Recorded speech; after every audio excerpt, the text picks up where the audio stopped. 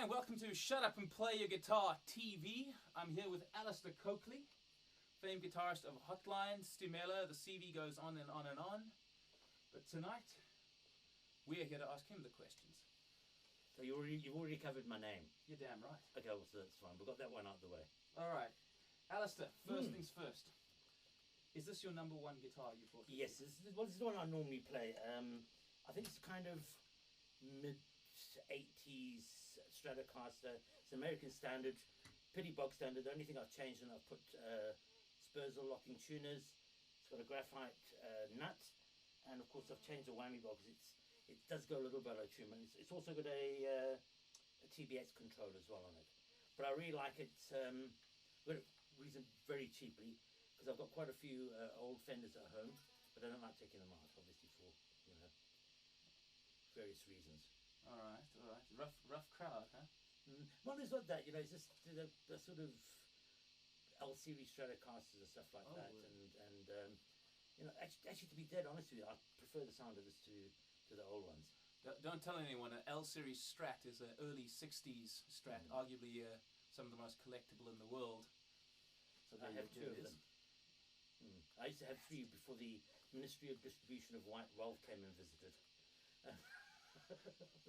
Right. We can edit that out if you want to, but I think it's quite pertinent.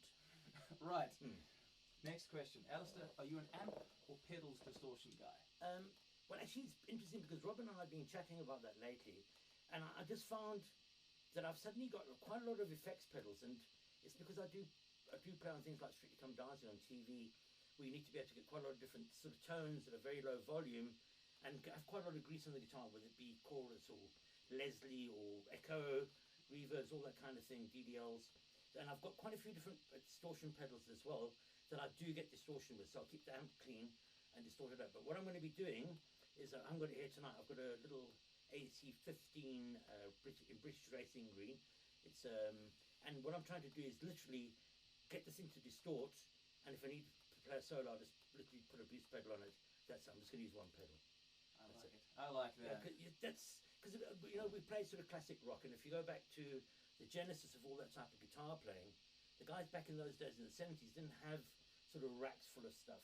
They literally would probably have like Jimmy Page have a solar sound tone bender, or Jeff Beck would have that, Hendrix fuzz face, and when Roger started making stuff like the Univibe and things like that, but didn't have a lot of effects pedals. That kind of happened in the 80s, where everyone had to have this fridge full of effects pedals, and I think it messes with the signal a little bit, as well. Well, you actually have just brought me to my next question quite beautifully. Then, what made you want to start playing the guitar?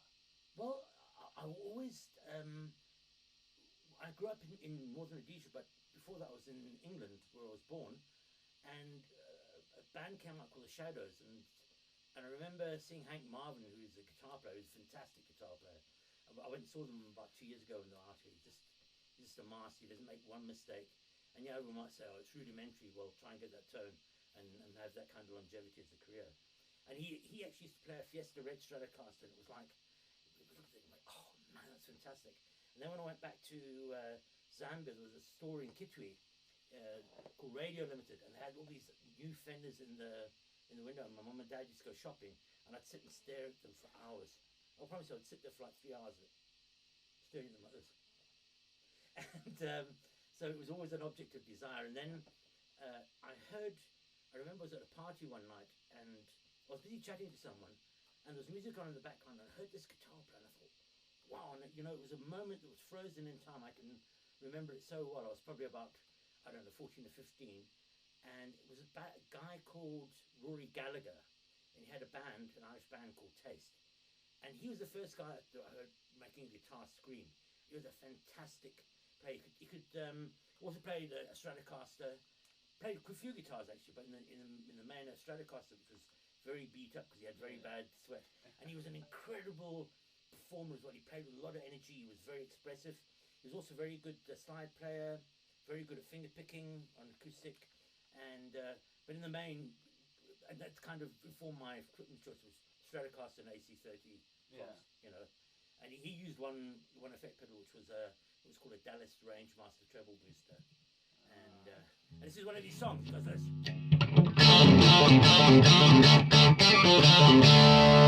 What's going on?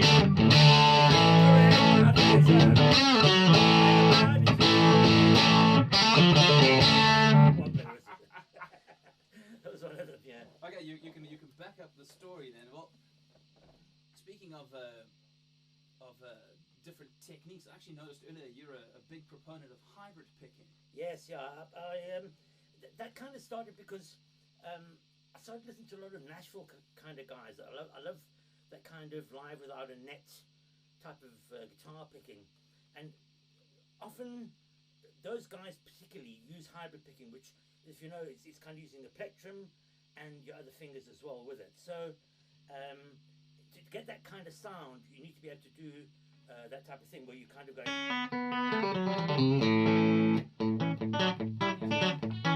Yeah.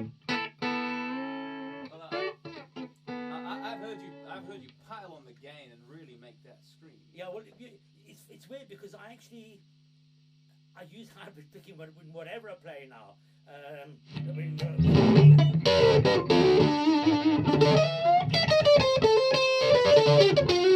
See, you can kind of do a play a line like that. You could do it like this. But it doesn't sound as cool as, you know.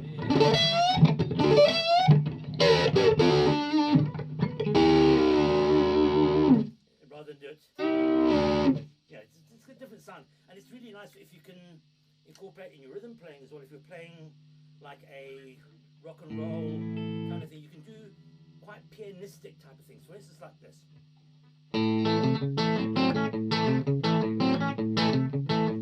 That kind of thing. So it's like a kind of like a piano, like a New Orleans kind of style. So it's really good, and it gives you, rather than going, doesn't sound as cool. Now you can get detached notes and right note lengths as well. Kind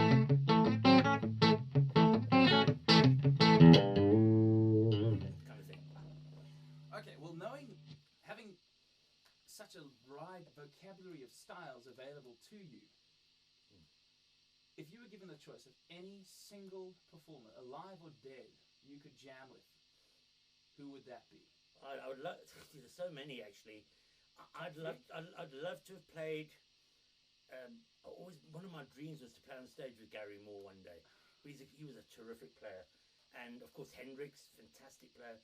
Another guy I really loved was the late great Roy Buchanan as well. I mean, he was just fantastic. I was watching him the other night. He just, with that 53 Telecaster, and he was just, I think it was Vibe Reverb or something like that. The tone was just incendiary, you know. There's a little bit of reverb on it, and it was all in his hands. He did a lot of stuff with the volume knob, yeah. And he also did quite a lot of those sort of faux pedal steel things, sort of like. Well, it sounds better on a Telecast, you know. But I mean, yeah, on a Tele.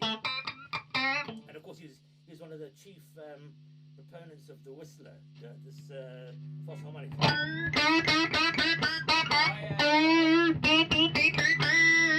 You get a whole solo out of just one note like that.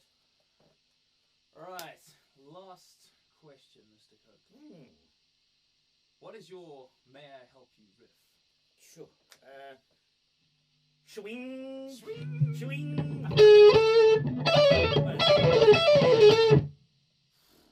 There you guys have it.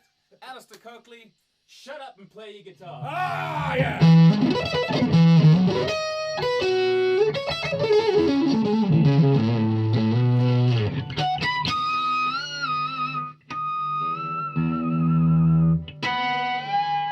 See you on the 1st.